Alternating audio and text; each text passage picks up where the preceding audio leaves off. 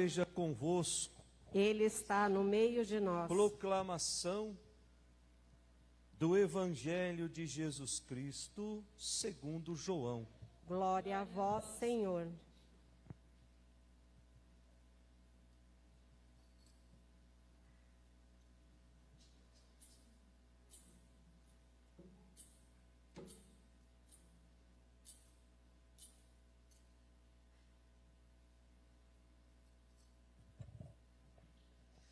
Naquele tempo houve um casamento em Caná da Galileia. A mãe de Jesus estava presente. Também Jesus e seus discípulos tinham sido convidados para o casamento. Como o vinho veio a faltar, a mãe de Jesus lhe disse: eles não têm mais vinho. Jesus respondeu-lhe: mulher, por que dizes isto a mim? A minha hora ainda não chegou. Sua mãe disse aos que estavam servindo: fazei o que ele vos disser. Estavam 6 talhas de pedra colocadas aí para a purificação que os judeus costumam fazer. Em cada uma delas cabiam mais ou menos 100 litros. Jesus disse aos que estavam servindo: enchei as talhas de água. Encheram-nas até a boca. Jesus disse: agora tirai e levai ao mestre-sala. E eles levaram. O mestre-sala experimentou a água que se tinha transformado em vinho. Ele não sabia de onde vinha, mas os que estavam servindo sabiam, pois eram eles que tinham tirado a água. O mestre-sala chamou então o noivo e lhe disse: todo mundo serve primeiro vinho melhor, e quando os convidados já estão embriagados, serve o vinho menos bom. Mas tu guardaste o vinho melhor até agora. Este foi o início dos sinais de Jesus. Ele o realizou em Caná da Galileia e manifestou a sua glória, e seus discípulos creram nele. Palavra da salvação. Glória a vós, Senhor.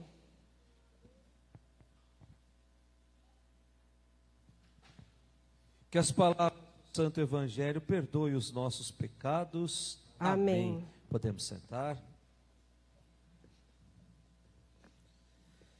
Caríssimos irmãos que nos acompanham pelas redes sociais, nós começamos a nossa caminhada de tempo comum. Começamos tudo de novo. Estamos no segundo domingo do tempo comum. Então, depois de experimentar as alegrias das festas que vieram depois da festa do Natal, agora nós somos convidados a entrar na normalidade da nossa vida, sempre orientados pela palavra de Deus. E ao longo dessas 34 semanas, é certo que daqui a algumas semanas nós vamos parar o nosso tempo comum e vamos entrar no tempo da Quaresma, depois o tempo do Natal, depois a gente volta com a nossa caminhada de tempo comum. E nós vamos perceber que a palavra de Deus, ela vai insistir a cada domingo que Deus precisa ocupar o lugar que é dele na minha vida. Que eu não posso permitir que o mundo ocupe o lugar que é de Deus. Eu não posso permitir que as modas do mundo sejam reproduzidas dentro do meu coração. É por isso que a palavra de Deus vai nos convidar a mudar de vida. Há uma mudança, e aí depois no tempo da Quaresma, esse convite é mais intenso ainda. Há uma mudança radical de vida. Não é uma mudança superficial. Mudança superficial é mudança que não nos leva a lugar nenhum. Faz com que nós mudemos alguns hábitos, mas não muda o coração.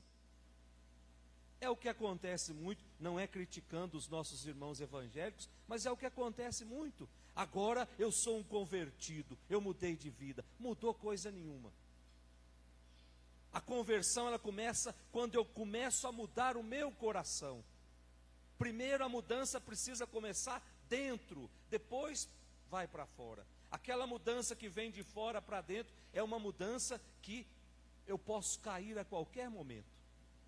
Mas quando o meu coração está convencido de que ali é lugar de Deus, ali é lugar de reproduzir as coisas de Deus, aí sim a mudança, ela vai ser sentida no meu comportamento, nas minhas palavras, no meu jeito de tratar com a minha família, no meu jeito de tratar os outros. A liturgia desse segundo domingo do tempo comum nos apresenta a imagem de um casamento. Olha só que interessante, quando começa uma nova família, para dizer que nós precisamos começar uma nova vida. E essa imagem de casamento nos mostra ou nos apresenta como a imagem que exprime a relação de Deus com o seu povo. Deus é o marido e seu povo é a esposa. O profeta Isaías, que escreve essa primeira leitura, lá já o capítulo 62, portanto, lá depois daquela experiência no exílio na Babilônia, em que ficaram 40 anos sendo tratados como escravos por Nabucodonosor. Então agora eles estão de volta para Jerusalém.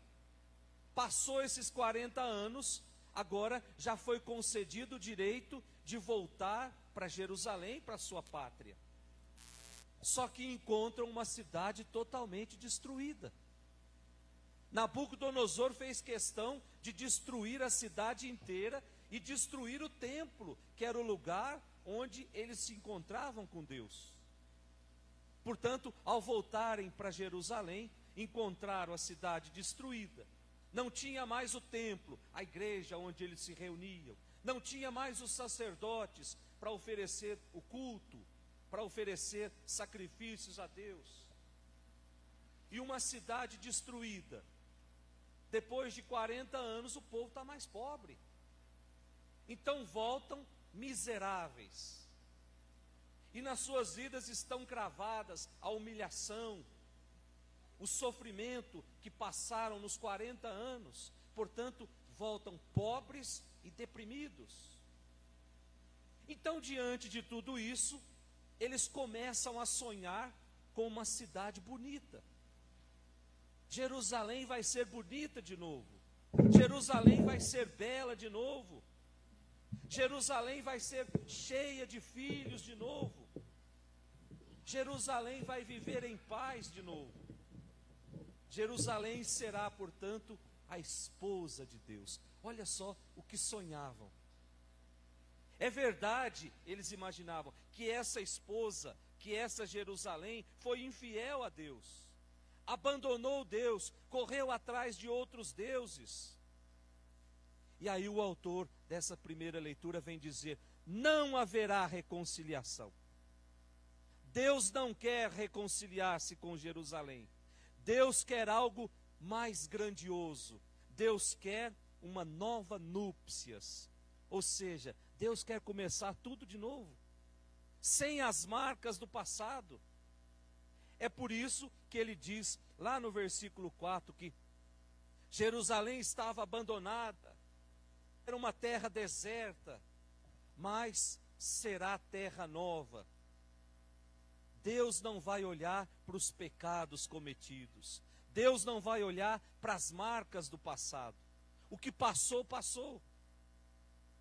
Deus vai chamar Jerusalém, o seu povo, de minha querida, de minha predileta, para mostrar que o seu amor supera tudo. Olha só que interessante, gente. Olha só a preocupação de Deus. Mesmo diante da infidelidade daquele povo, Deus vai encontrar, vai arrumar um tempo para apagar toda a infidelidade do povo.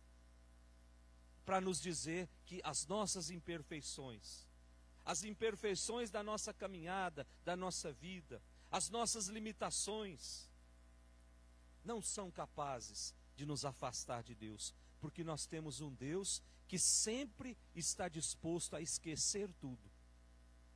Mas eu preciso reconhecer que eu caminho muitas vezes sem Deus. Eu preciso reconhecer que muitas vezes, na hora do pecado, Deus está sendo colocado de lado. Até porque, se Deus estivesse comigo o tempo todo, eu fugiria das situações de pecado. Mas quando eu quero pecar, eu arrumo um jeito de pendurar Deus em algum lugar, depois eu vou lá buscar de novo. Mas se eu não reconhecer que eu pequei, se eu não reconhecer que a minha vida muitas vezes é trilhada sem a presença de Deus, que eu faço questão de não ter, eu nunca vou experimentar esse amor que Deus quer oferecer. Esse amor que faz com que Ele me trate como um filho amado. E aí a primeira leitura termina como, gente? Vamos ler a última frase da primeira leitura. Assim também, tu és a alegria do teu Deus. Tu és a alegria do teu Deus. Não vou perguntar aqui, mas a gente pode responder. Quais foram as vezes que eu dei alegria para Deus? Quais foram as vezes que a minha vida, o meu comportamento, as minhas palavras alegraram o coração de Deus? Nós sabemos que a nossa vida não é uma vida inteira marcada pela proximidade com Deus. As situações de pecado me afastam, portanto, me afastam da alegria de Deus. É por isso que Jesus, no seu imenso amor por nós, instituiu o sacramento da reconciliação. Toda vez que eu confesso os meus pecados, Deus está me dando uma borracha para que eu apague e comece a escrever a minha vida de novo. E comece a ser de novo a alegria de Deus. Depois da nossa segunda leitura, a segunda leitura, tirada lá da carta de São Paulo aos Coríntios, capítulo 12. São Paulo nos fala de carismas, de dons, de graça, dons concedidos por Deus, independentemente do posto em que a pessoa ocupa. Não existe para Deus cristãos de primeira e de segunda categoria. Quando nós supervalorizamos dons de determinadas pessoas, a gente corre o risco de massagear o ego, despertar a vaidade naquela pessoa. E aí aquele dom já não é mais usado para serviço da comunidade, é usado para uma satisfação pessoal. A gente precisa tomar muito cuidado com isso aqui, gente, porque Deus nos concede muitos dons. O que é que eu ando fazendo com os dons que Deus me concede? Será que estão sendo usados para o bem da comunidade? Será que estão sendo usados para que o outro encontre o caminho do céu, para que o outro encontre o caminho da luz? Ou será que estão sendo usados para que eu possa ser o melhor de todos? Para supervalorizar aquele dom dentro de mim. E aí despertar a vaidade. Está cheio de gente vaidosa por aí. E, inclusive, eu ouso dizer que está cheio de padre vaidoso. Basta fazer um pequeno elogio, que aí pronto. Não façam elogio para mim, gente, porque eu não quero cometer esse pecado. Se tiver que elogiar, vai lá na capela do Santíssimo e fala: Jesus, esse padre é bom, esse padre faz isso, mas não fala diretamente para mim não. Porque eu também sou humano, eu corro o risco de ser contaminado pelo dom da vaidade, ou pela vaidade, que não é dom.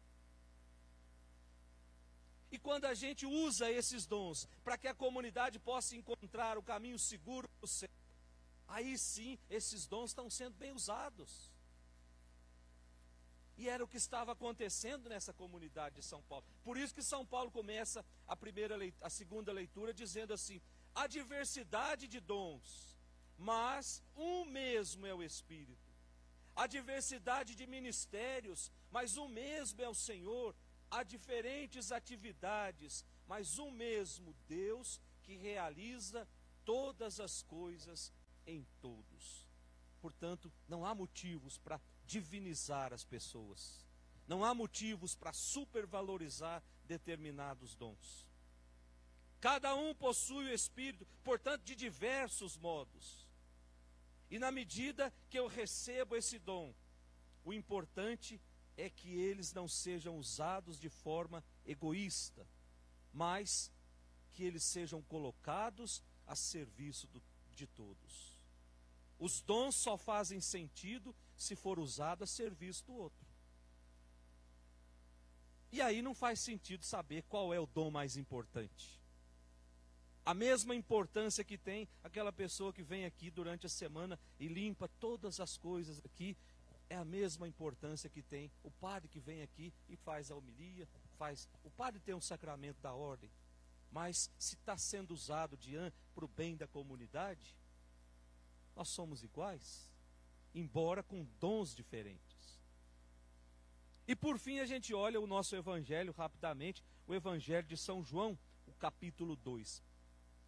Toda vez que tem uma festa de Nossa Senhora, a gente acaba lendo esse evangelho, porque é um evangelho que fala da intercessão de Nossa Senhora junto a Jesus. Jesus realiza o seu primeiro milagre por um pedido da sua mãe. Eles não têm mais vinho. E mesmo diante da negação de Jesus, mulher, minha hora ainda não chegou. Maria volta para aqueles que estavam ali e diz, olha, façam o que ele mandar. E assim Maria diz para cada um de nós, façam o que Jesus pede. E o que é que Jesus nos pede, gente? Que nós semeemos o amor nesse mundo, que nós semeemos a tolerância, que nós não nos achemos melhores do que os outros. Só assim esse mundo vai ser preenchido pela alegria. A alegria, na época de Jesus, era simbolizada pelo vinho. Onde tinha vinho, tinha alegria. E aí Jesus multiplica, transforma aquela água em vinho, ou seja, devolve para um casamento que estava começando sem alegria, devolve de novo a alegria. Então vamos pedir nessa Eucaristia que Jesus devolva aquilo que o mundo tem roubado de nós. Que Jesus devolva a esperança para os nossos corações, que Jesus devolva a paz para os nossos corações, que Jesus devolva a saúde para os nossos corpos, que o mundo tem roubado de nós. E assim vamos viver as experiências da alegria em Deus. Que o Espírito Santo, essa luz que vem do alto, nos explique todas essas palavras. Em nome do Pai, do Filho e do Espírito Santo. Peça à Mãe que o Filho